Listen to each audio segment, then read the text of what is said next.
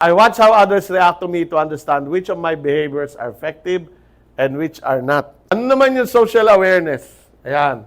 I generally have an accurate idea of how another person perceives me during a particular interaction. So, are people engaged when we are having a conversation?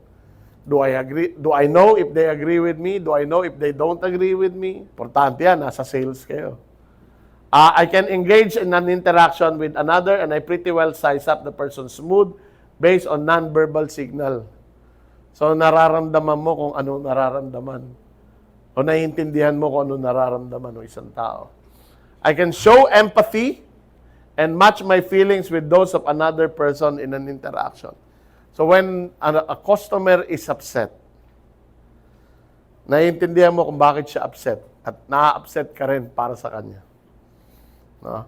I watch how others react to me to understand which of my behaviors are effective and which are not. So, sobrang importante nito. Nakikita natin what works and what doesn't work. And then finally, it's easy to understand why other people feel the way they do.